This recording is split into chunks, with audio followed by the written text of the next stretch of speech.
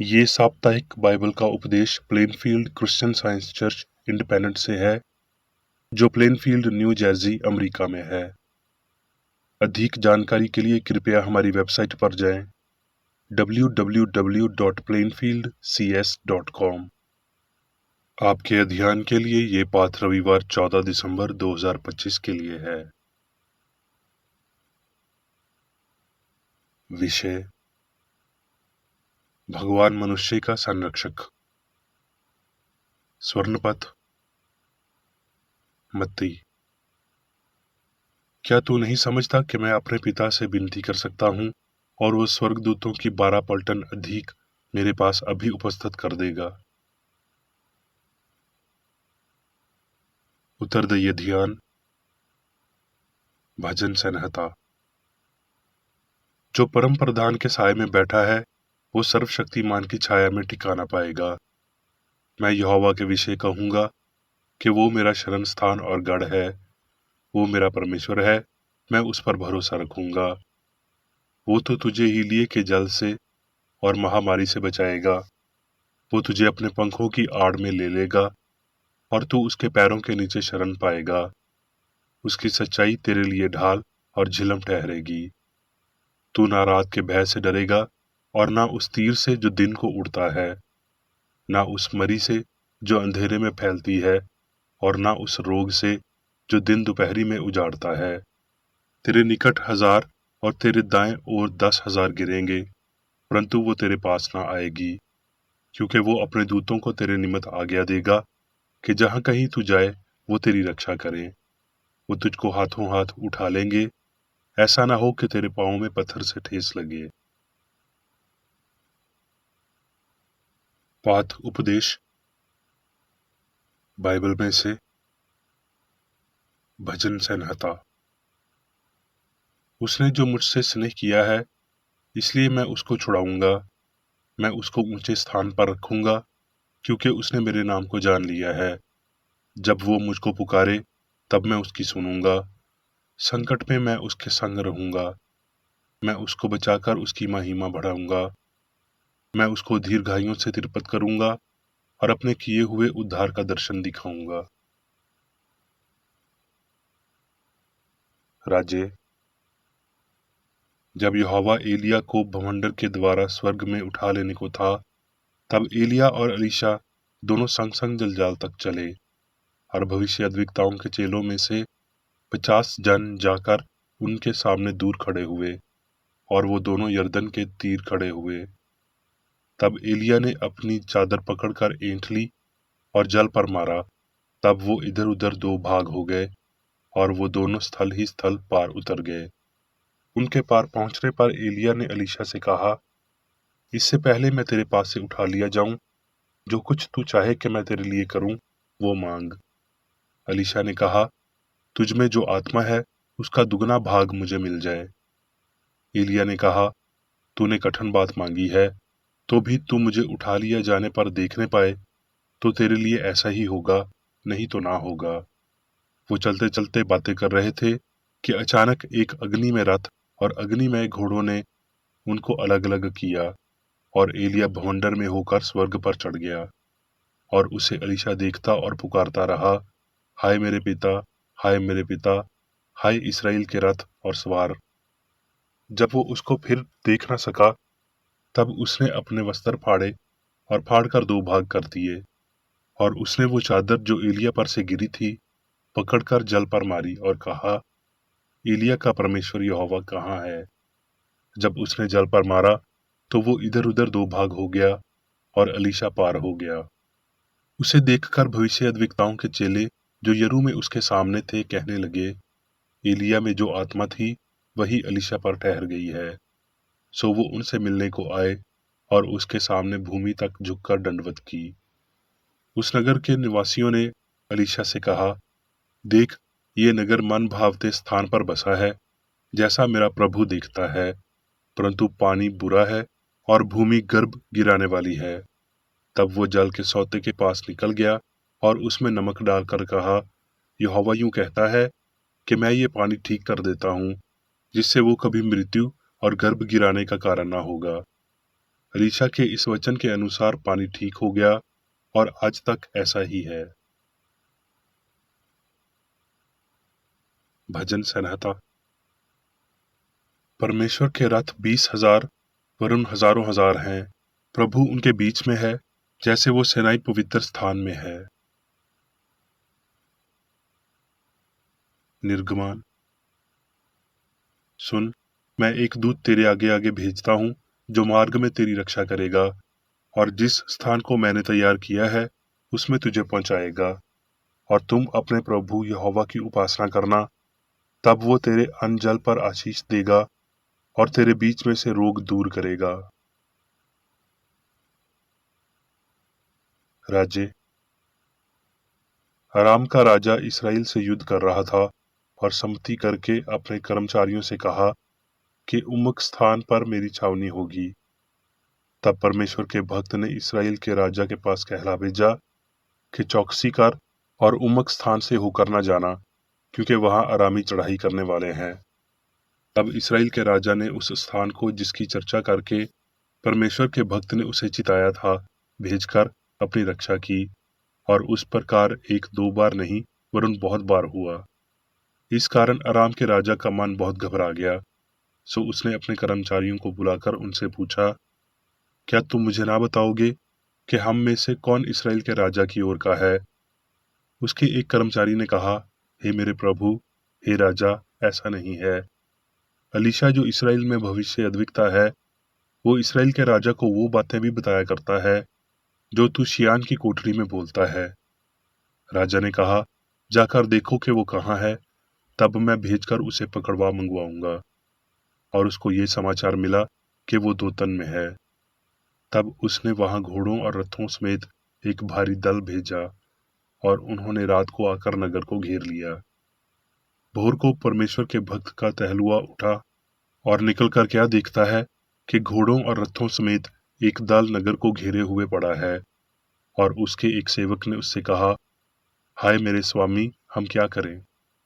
उसने कहा, मत डर, क्योंकि जो हमारी ओर हैं वो उनसे अधिक हैं जो उनकी ओर हैं।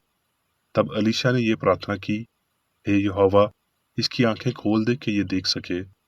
तब यहोवा ने सेवक की आंखें खोल दी, और जब वो देख सका तो क्या देखा कि एलीशा के चारों ओर का पहाड़ अग्निमय घोड़ों और रथों से भरा हुआ है। जब अरामी उसके पास आए, तब एलीशा ने यहोवा से प्रार्थना की कि इस दल को अंधा कर डाल। एलीशा के इस वचन के अनुसार उसने उन्हें अंधा कर दिया। तब एलीशा ने उनसे कहा, ये तो मार्ग नहीं है और ना ये नगर है। मेरे पीछे हो लो, मैं तुम्हें उस मनुष्य के पास जिसे तुम ढूंढ रहे हो पहुंचाऊंगा। तब उसने उन्हें सामरिया को पहुंचा दिया। जब वो सामरिया में आ गए, तब एलीशा ने कहा, हे यहोवा, इन लोगों की आंखें खोल कि देख सके। तब यहोवा ने उनकी आंखें खोली, और जब वो देखने लगे, तब क्या देखा कि हम सामरिया के मध्य में हैं।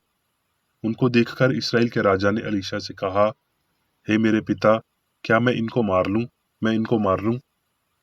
उसने उत्तर दिया, मत मार।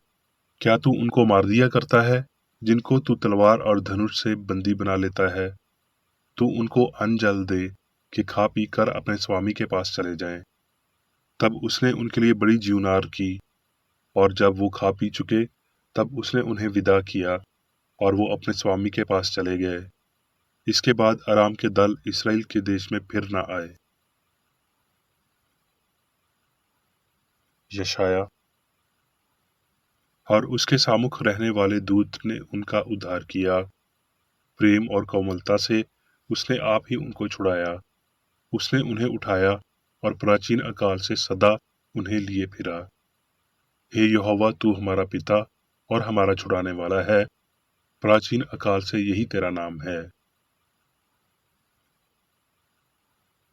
अब मैं मेरी बेकर एडी द्वारा क्रिश्चियन साइंस की किताब विज्ञान और स्वास्थ्य शास्त्रों की कुंजी के साथ के सहा संबंधी अंश पढ़ूंगा। विज्ञान और स्वास्थ्य। जिस दिव्यमान ने मनुष्य को बनाया, वो उसकी अपनी छवि और समानता को बनाए रखता है। शास्त्रों का अर्थ है कि ईश्वर सब कुछ है इससे ये पता चलता है कि ईश्वरीय मन और उनके विचारों के अलावा किसी भी चीज में वास्तविकता या अस्तित्व नहीं है। शास्त्र ये भी घोषणा करते हैं कि ईश्वर आत्मा है, इसलिए आत्मा में सब कुछ समान जैसे है और कोई मतभेद नहीं हो सकता। सब कुछ जीवन है और कोई मृत्यु नहीं है। भगवान के ब्रह्मांड में सभी कुछ उसे व्यक्त करता है। प्राचीन पैगंबरों ने दृष्टिकोण को शामिल करके आध्यात्मिक दृष्टि से अपनी दूरदृष्टता हासिल की, न कि बुराई और गलत तथ्य को दूर करने से किया। भविष्य की निष्ठा और मानवीय विश्वास के आधार पर भविष्य की भविष्यवाणी करने से किया। मानव दर्शन ने ईश्वर को मनुष्य जैसा बना दिया है। क्रिश्चियन साइंस मनुष्य को ईश्वर तुल्य बनाती है। पहले वाली त्रुटि है, उत्तरार्ध सत्य है। तत्व मीमांसा चीजों को विचारों में बदल देता है और आत्मा के विचारों के लिए अर्थ की वस्तुओं का आदान प्रदान करता है। ये विचार आध्यात्मिक चेतना के बिल्कुल वास्तविक और मूर्त हैं, और भौतिक लाभ की वस्तुओं और विचारों पर उनका ये लाभ है, वो अच्छे और शाश्वत हैं। स्वर्गदूत ईश्वर के विचार मनुष्य को पास करने वाले, आध्यात्मिक अंतर्ज्ञान, शुद्ध और परिपूर्ण, अच्छाई, पवित्रता और अमरता की प्रेरणा, सभी बुराई, कामुकता और नश्वरता का प्रतिकार करने वाले। ईश्वर स्वयं का विचार उच्च के लिए कम तर को देता है और बदले में उच्च हमेशा कमतर की रक्षा करता है। सभी एक ही सिद्धांत या पिता को एक भाईचारे में रखते हुए आत्मा में समर्थ गरीबों की मदद करते हैं, और धन्य है वो आदमी जो दूसरे की भलाई में अपनी भलाई जानता है, अपने भाई की आवश्यकता देखता है और उसकी आपूर्ति करता है। प्रेम कमजोर अध्यात्म को अमरता और अच्छाई देता है, जो सभी के माध्यम से चमकता है, जैसे कली के माध्यम से शगुफा चमकता है। पुराना नियम परमेश्वर के दिव्य संदेशों, विभिन्न कार्यालयों को प्रदान करता है। मिकाएल की विशेषता आध्यात्मिक शक्ति है। वो पाप, शैतान की शक्ति के खिलाफ स्वर्ग के बहरूपियों का नेतृत्व करता है और पवित्र युद्धों से लड़ता है। जिब्राइल के पास हमेशा प्रेम की उपस्थिति की भावना प्रदान करने का अधिक शांत कार्य है। ये स्वर्गदूत हमें गहराई तक पहुंचाते हैं। सत्य और प्रेम शोक की घड़ी में आते हैं, जब मजबूत विश्वास और आध्यात्मिक शक्ति कुश्ती करते और भगवान की समझ के माध्यम से प्रबल होते हैं। उनकी उपस्थिति के जिब्राइल में कोई प्रतियोगिता नहीं है। असीम सदा के लिए सब प्रेम है, और ना कोई त्रुटि है, ना कोई पाप, ना बीमारी, ना मृत्यु है। त्रुटि का नाश करने वाला महान सत्य है कि भगवान अच्छाई एकमात्र दिमाग है, और ये के अंतर मन के विपरीत, जिसे शैतान या बुराई कहा जाता है, मन नहीं है, सत्य नहीं है, बल्कि बुद्धि या वास्तविकता के बिना त्रुटि है। ये तथाकथित नश्वर दिमाग गलत पदार्थ का एक नियम है जो सभी चीजों को अप्रिय बनाता है। मसीहत का इतिहास अपने स्वर्गीय पिता सर्वशक्तिमान मन द्वारा मनुष्य पर समर्थित शक्ति और रक्षा शक्ति के उदात्त प्रमाण प्रस्तुत करता है, जो मनुष्य को विश्वास और समझ प्रदान करता है, जिससे वो खुद का बचाव करता है, न केवल प्रलोभन से बल्कि शारीरिक पीड़ा से भी। मसीही शहीद क्रिश्चियन साइंस के पैगंबर थे। दिव्य सत्य की उठान और अभिषेक शक्ति के माध्यम से उन्होंने भौतिक इंद्रियों पर विजय प्राप्त की, एक ऐसी विजय जिसे केवल विज्ञान ही समझ सकता है। ईश्वरीय विज्ञान ईश्वर का शब्द त्रुटि पर अंधेरे के लिए कहता है। ईश्वर सब में है और हमेशा मौजूद प्रेम का प्रकाश ब्रह्मांड को प्रकाशित करता है। इसलिए अनंत आश्चर्य के अनंत अंतरिक्ष इंगित आध्यात्मिक रूपों में उसे दर्शाते हुए ईश्वर के विचारों से अभिभूत है। क्या आप अपने भगवान को अपने सारे दिल, अपने पूरे प्राण और अपनी सारी बुद्धि के साथ प्रेम रखते हैं? इस आदेश में बहुत कुछ शामिल है, यहाँ तक कि सभी भौतिक संवेदना, स्नेह और पूजा का संपन्न भी। ये मसीही धर्म का एल्डोराडो है। इसमें जीवन का विज्ञान शामिल है और केवल आत्मा के दिव्य नियंत्रण को मान्यता देता है, जिसमें आत्मा हमारा स्वामी है और भौतिक अर्थ और मानव का कोई स्थान नहीं होगा। लगातार प्रार्थना करना सही काम करने की इच्छा है। भौतिक इंद्रियों की गवाही ना तो पूर्ण है और ना ही दिव्य है, इसलिए मैं अपने आप को यीशु के उपदेशों पर, भविष्य अद्विकताओं के और मन के विज्ञान की गवाही पर अनारक्षित रूप से विपित करता हूँ। अन्य नींव वहाँ कोई नहीं है। अन्य सभी प्रणालियाँ, सिस्टम पूर्ण रूप से या आंशिक रूप से ज्ञान के आधार पर भौतिक इंद्रियों के माध्यम से प्राप्त की जाती हैं। हवा से हिलती हुई चट्टानें हैं, ना कि चट्टान पर बना मकान। परमेश्वर की शक्ति बंधी को मुक्ति दिलाती है। कोई भी शक्ति ईश्वराय प्रेम का सामना नहीं कर सकती। जब इंसान क्रिश्चियन साइंस को पूरी तरह से दिखा देगा, तो वो उत्तम हो जाएगा। वो ना तो पाप कर सकता है, ना दुख झेल सकता है, ना ही चीजों के अधीन हो सकता है और ना ही भगवान के नियम को तोड़ सकता है। इसलिए वो स्वर्ग के फरिश्तों जैसा होगा। साइंस में ईश्वर और मनुष्य के संबंध, ईश्वरीय सिद्धांत और विचार अविनाशी हैं, और विज्ञान जानता है कि कोई चूक नहीं हुई है और ना ही सिद्ध भाव मन लौटा। लेकिन ये ईश्वरीय आदेश या आध्यात्मिक कानून रखता है, जिसमें ईश्वर और वो जो कुछ भी बनाता है परिपूर्ण और शाश्वत है, अपने सनातन इतिहास में अपरिवर्तित रहा है। अब मैं मेरी बेकर एडी द्वारा चर्च मैनुअल में दिए गए 3 दैनिक कर्तव्यों को पढ़ूंगा। दैनिक प्रार्थना। प्रत्येक दिन प्रार्थना करने के लिए इस चर्च के प्रत्येक सदस्य का कर्तव्य होगा, तुम्हारा राज्य आए, ईश्वरी सत्य, जीवन और प्रेम के शासन को मुझ में स्थापित कर और मुझ पर शासन कर, और तेरा वचन सभी मनुष्यों के स्नेह को समृद्ध कर सकता है और उन पर शासन कर। आदेशों और कर्तव्यों के लिए एक नियम। ना तो दुश्मनी और ना व्यक्तिगत लगाव मदर चर्च के सदस्यों के आदेशों और कर्तव्यों पर लागू करना चाहिए।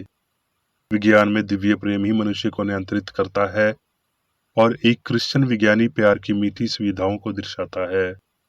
प्यार में डांटने पर, सच्चा भाईचारा, परोपकार और क्षमा में।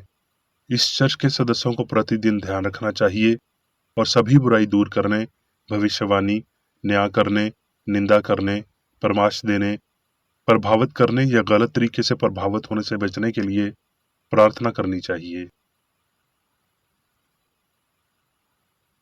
कर्तव्य के प्रति सतर्कता। इस चर्च के प्रत्येक सदस्य का ये कर्तव्य होगा कि वो प्रतिदिन आक्रामक मानसिक सुझाव से बचाव करे और भूल कर भी ईश्वर, नेता और मानव जाति के प्रति अपने कर्तव्य की उपेक्षा नहीं करनी चाहिए। उनके कामों से उन्हें आंका जाएगा और वो उचित या निंदनीय होगा।